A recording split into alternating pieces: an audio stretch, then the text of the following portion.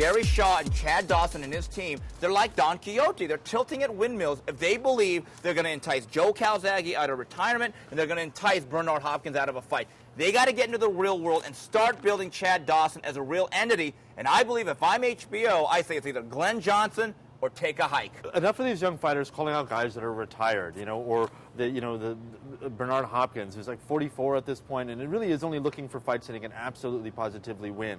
Make your own legacy. Kevin Johnson, the mouth of the South.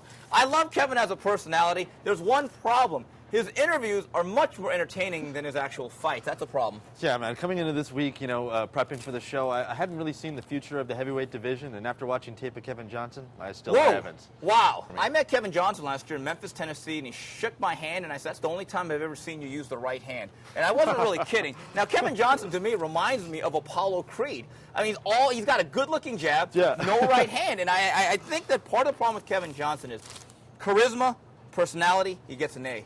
In terms of entertainment, he gets an F.